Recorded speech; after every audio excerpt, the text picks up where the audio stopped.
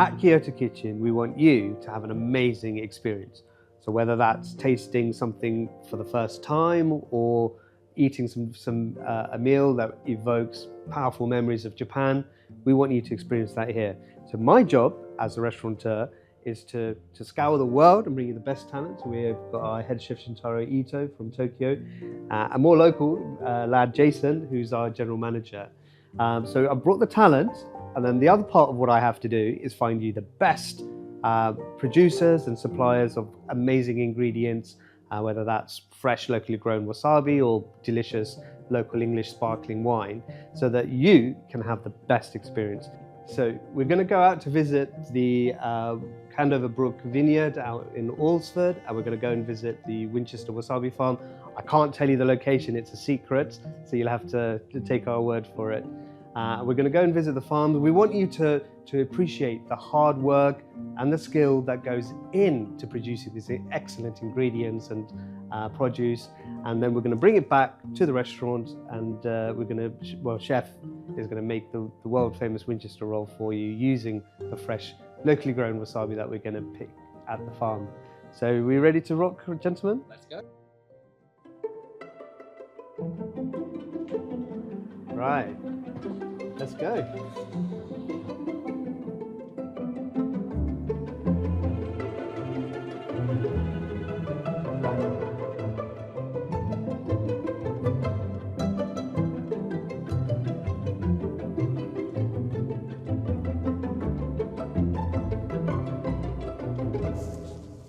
Sam. Hello. How are you? Good morning. Welcome. Good to see you. Thank you. Very good, thank you. Hey, Sam. Hi, nice to meet you. See you.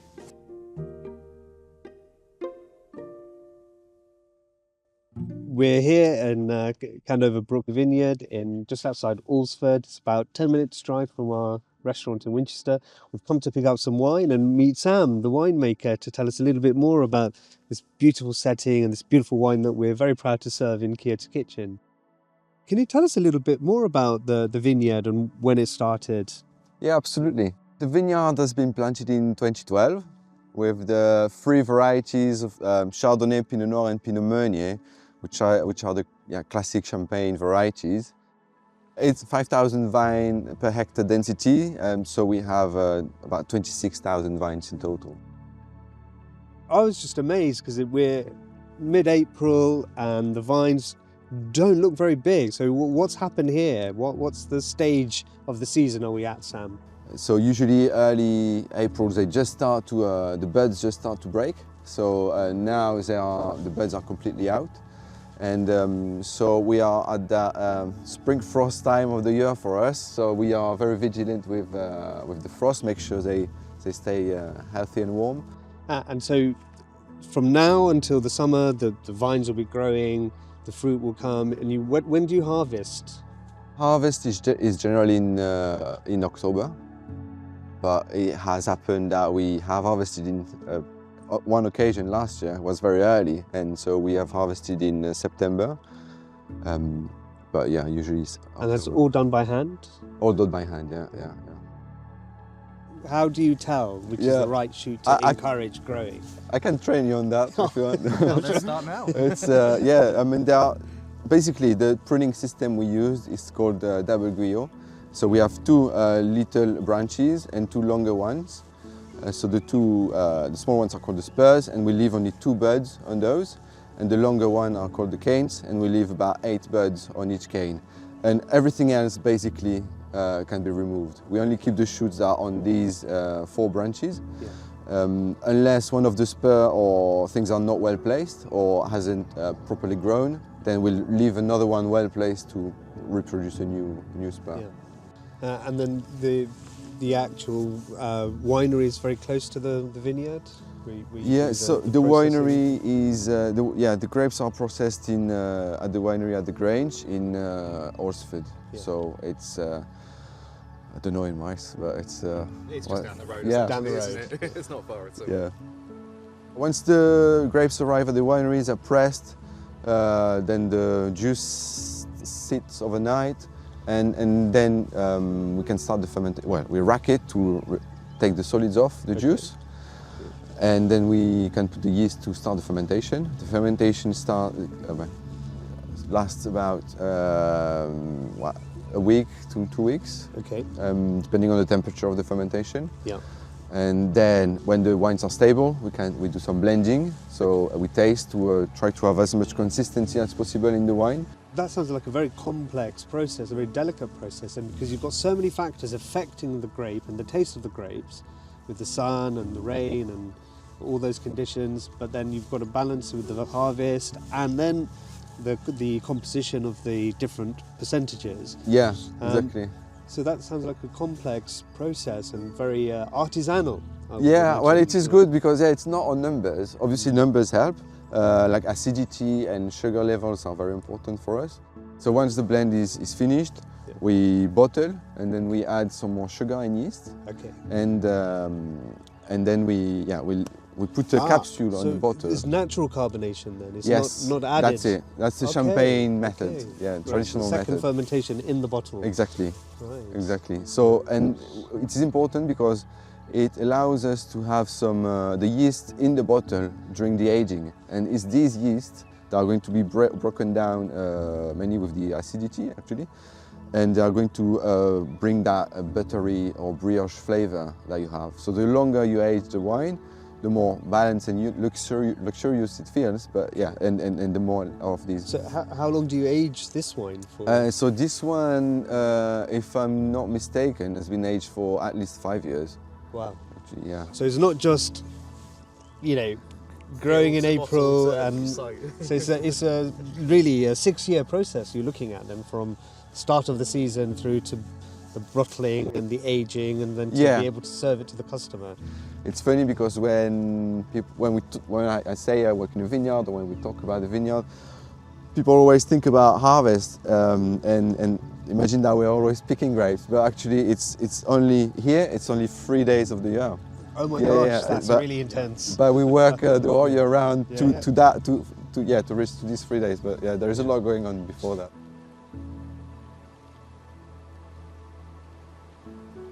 For us at Kyoto Kitchen, we are obsessed with quality, and this is why this wine stood out to us. We're very grateful to our friends Susie and Peter Richards from the BBC for introducing it. Obviously, it helps that you've won lots of really nice gold awards recently, so well done, Sam. But Thank for you. us, our focus has always been quality, and making sure that the wine that we pick on our list is complementary to and enhances the flavour of amazing chefs' culinary creations.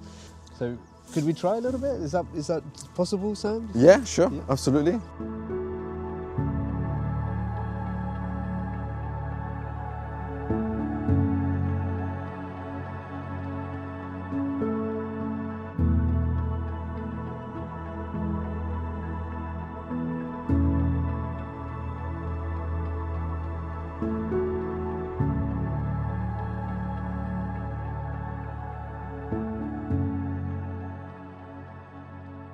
I'm lost. This is beautiful. It's so, I'm really getting that warm brioche, that vanilla.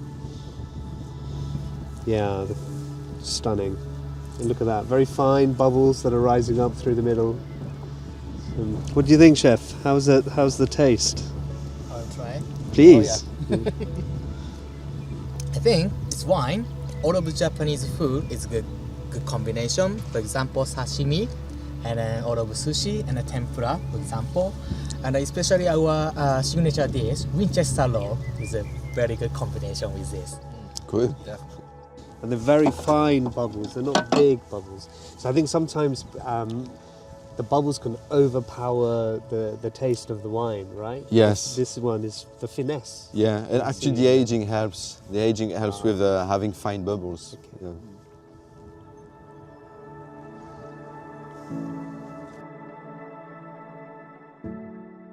Yeah, very refreshing, elegant. You make a very good sparkling wine, Sam. Thank you. So we've had the great pleasure of hearing a little bit more about the wine and had a little taste of it, but of course it's about the pairing. So we're very delighted the chef's got some wonderful sushi here, and we're going to see how it works together with the Candover Brook Brut. Okay, so tell us what you have here, Chef. Okay, today I made a tuna nigiri. with Edomai technique. Usually, fresh tuna with white wine is a very difficult pairing, but I use Edomai technique.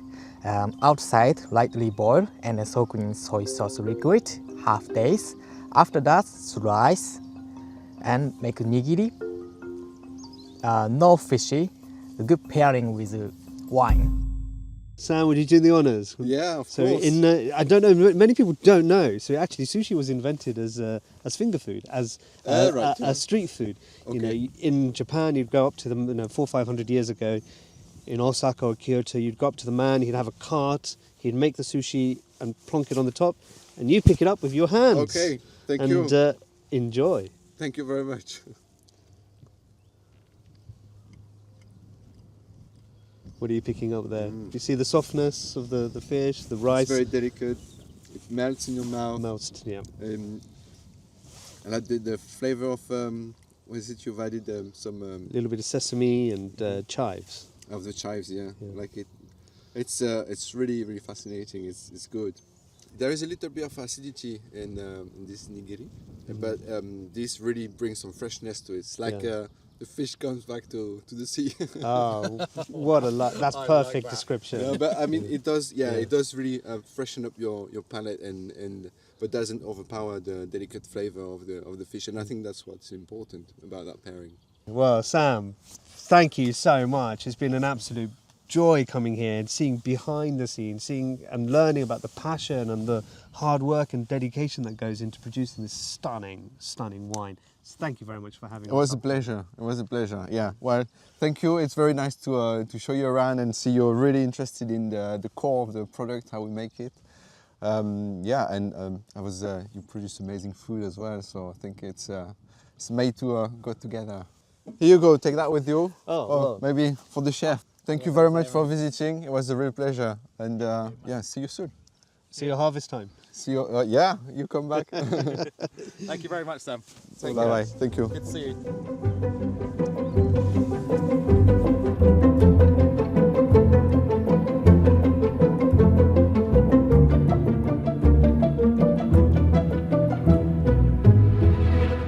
So, you know that quality, authenticity and freshness are key words in the Kyoto Kitchen vocabulary. And what's more fresh and more authentic than wasabi? We've been using fresh wasabi grown in Winchester by my friend John for about 12 years now. And I was delighted when John turned up at the restaurant with a box of wasabi all laid out neatly. And we were just blown away by the vision that this gentleman had, you know, of growing this incredibly difficult vegetable here in the UK. So we thought we'd bring you to the wasabi farm and show you behind the scenes, get to meet the farmer. We've got Lee here from the wasabi company, just to help you understand what's involved in growing and farming wasabi in the UK. So Lee, tell us a little bit about the farm and when it started and how you got involved into the business. So this area here in Hampshire where we grow the wasabi used to traditionally be watercress beds. However, we had a chef who came over from Japan and remarked about how similar growing watercress was to growing wasabi. So that gave us the idea to try and experiment to see if we could grow wasabi ourselves. I started off as a salad farmer, and luckily I got the opportunity to come and work on wasabi. I'd come and done a few bits here and there when times were tough and they needed some extra help.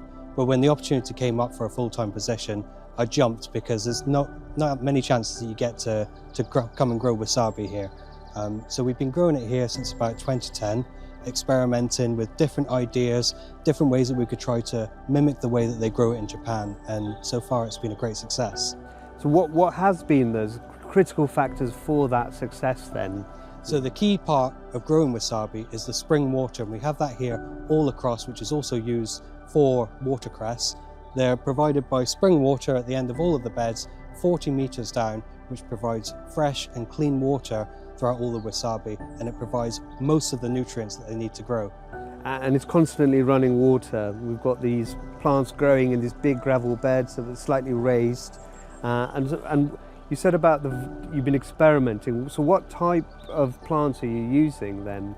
So these plants will come over We get them from tissue culture. You'll be able to fit about 20 or 30 of them in the palm of your hand. We will then put them in some compost where they'll get raised for about 6 weeks just to get large enough, where they'll then be planted into these gravel beds along with the flowing water that runs all the way through the year for them to get their legs in. And once the roots are in, it then takes about 18 months before they're fully ready to harvest. So these plants are how old? They're about 18 months, you're saying? These plants are about 12 months old, so they've still got some growing to do, but right now they're at the critical stage where the rhizome will be starting to develop. Okay, and just help us understand. So the rhizome is the part of the plant that grows below the ground, and it's that part that we grate to make the wasabi. That's correct. So most of the rhizome is either in the gravel or just above the gravel, and then above that comes the stems and the leaves. But all of the plant is completely edible, right down from the bottom all the way up to the top. It is indeed, and we are delighted to be the first restaurant in the world to use wasabi leaf to wrap our sushi. So chef will marinate in brine and to help lock in the flavors, and then he lets it age with a little bit of fresh wasabi grated on top to really lift those. But he also uses the flowers, and I've seen there's a few flowers dotted around. Chef does some amazing things with the flowers too. He does some tempura and he does some pickles. So we try and use as much of the plant as well as we can in the restaurant. But you've had some difficulties, because as you said, the water is really fundamental to the success of the plants, but you've got some restrictions on the water and what you can use to help the plants, isn't that right? That's correct. So all of our spring water will eventually feed into the river, and that means that there are a lot of restrictions on how we can grow the plants. In traditional farmings, you might be able to use things like insecticides and pesticides to help aid the growth of the plant, but unfortunately, because all of our water flows into the river and to the natural habitat of other species, we're very restricted on what we can do to help to grow the plants. So the water is doing a lot of the heavy lifting, and it's because it's clean and fresh that allows the plant to reach its full potential. And tell us about this setup. So what's all this all about? What purpose does this screening provide? That's right. So traditionally, wasabi likes to be shaded. So we've constructed these small temporary buildings that we have to house all of the wasabi. They'll have shade netting to try and mimic the same sort of conditions that they would have in Japan, where it doesn't like too much sunlight. So during the winter times, we'll have just a single layer of shade netting and maybe even some frost protection to help us through the cold English winters that we can have. But also throughout the summer, we'll add an additional shade net to block even more sunlight just to help the plants grow, because they're very sensitive to the light. And everything is done by hand, isn't that right, Lee? That's right, yeah. I mean, it's tough work. So you've got to get through the winter and the summer. So there are hot days, there are cold days, there are windy days. We get everything in between. And everything's all got to be done by hand. We've got no machinery here on the farm.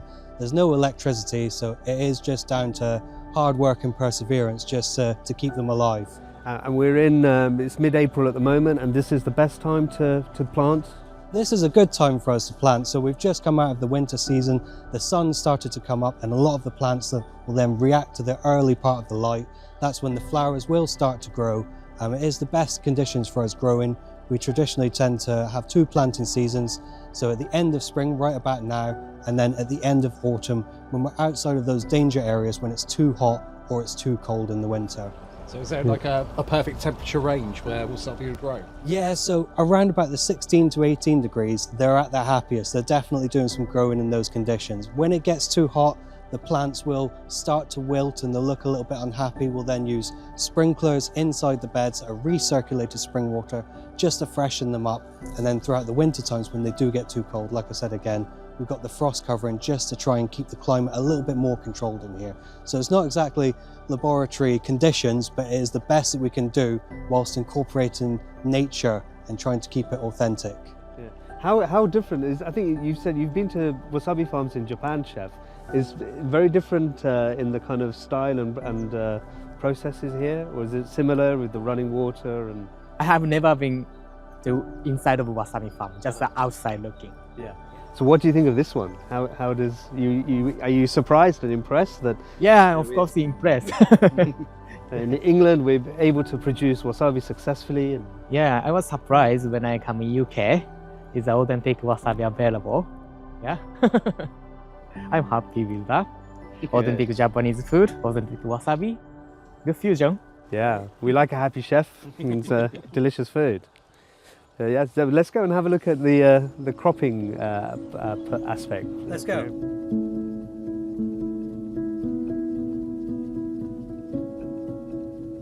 So when the plants are ready to harvest, what we do is take a firm grip on the bottom of them. You can see the rhizome just there. A nice grip, and then gently pull and shake. Nice and easy. And then you'll see within the plant, there's the rhizome there. That's the bit that we want. But luckily, all of the plant is edible. So from the rhizome, we can use these stems, and we can also use the leaves as well. So what do you think? Do you think you can do it? Can I? Yeah, try? of course. So let's try. Which one is the? Let's try a nice one. Let's find a good one. Maybe one of these ones here. That one there looks like a good one. So when you're ready, hold from the bottom and then gently shake. I try. You got it. This. I just put. Fantastic. And a good shake. Did you pick a winner? Yeah. Winner. Oh, I loser. Excellent. I'm loser. Very close. Oh yeah. Very close. Fantastic. So next what we'll do is we'll take off some of these leaves and then clean up the rhizome, fresh ready to eat, and we'll get some grating done. What do you think? Good idea? Good idea. Of Fantastic. Let's go. So then what we do is you can take these stems off, you can eat them, but for getting ready for the chefs, what we'll do is take all these leaves off, and then using the spring water that we've got on the farm, we can use to just clean up the roots and then slowly start to peel away to find the hidden gem on the inside.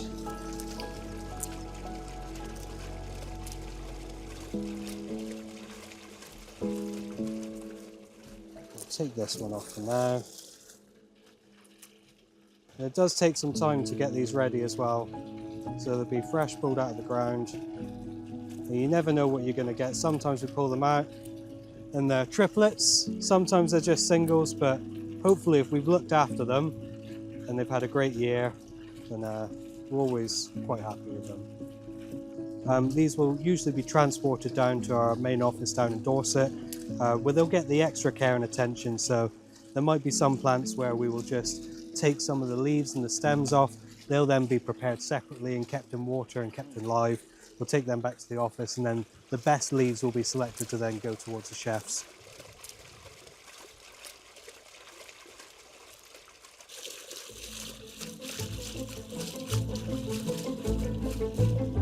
There we go.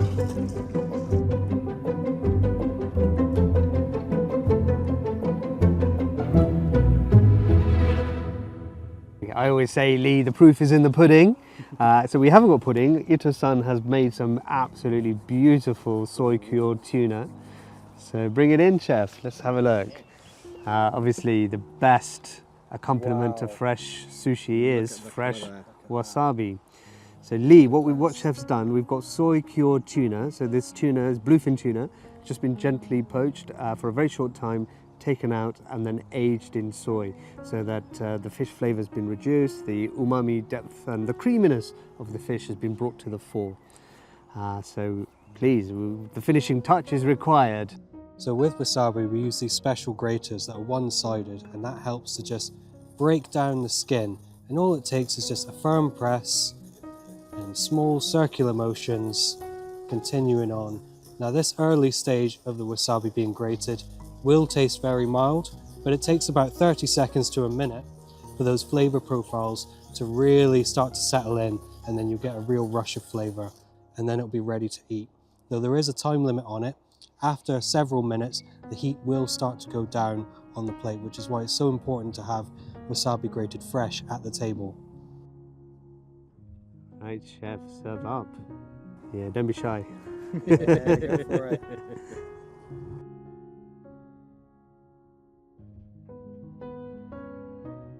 Right, Again. thank you. Thank you very much, chef. Thank you, guys. Thank you, Lee. Thank So you, Tim. it's got that distinct aroma. It's there, but there's a freshness to it that you don't get from the ready-made pastes. Here we go.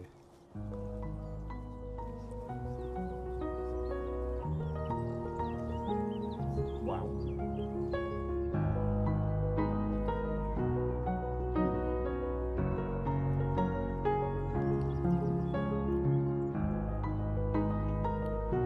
Ooh, there it is.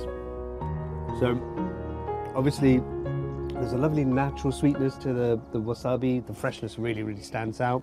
But what I got was a wave. So it built up. I got the blast, but then it's gone. Like you were saying, it doesn't great. linger. It's a roller coaster that goes straight high up, but by the time you reach the top and you think it's getting too spicy, it's already starting to come down, and it cleanses the palate, which makes it easy to have more. Who's ready for a big scoop challenge of wasabi?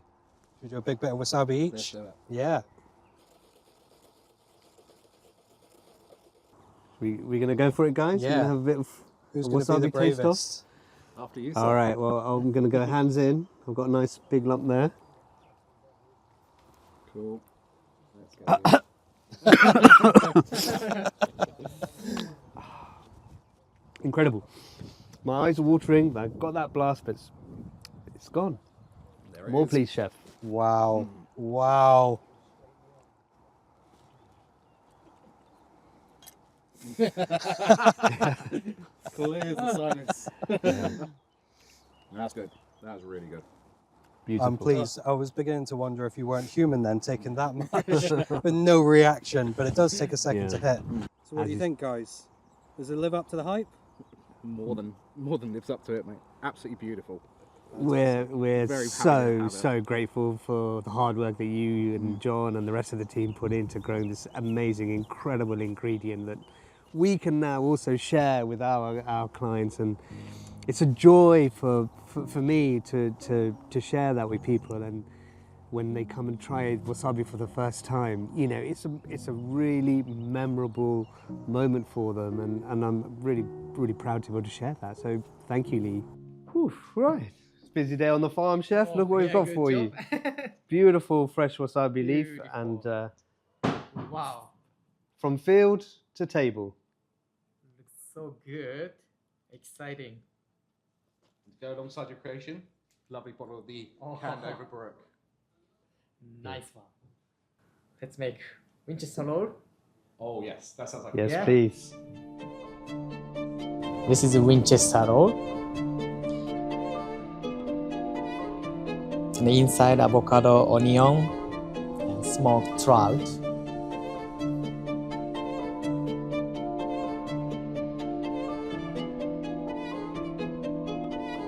The wasabi leaf on top, I got today.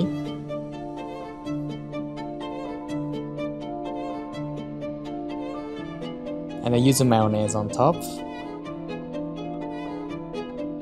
And this is a good pairing with Candover English sparkling wine.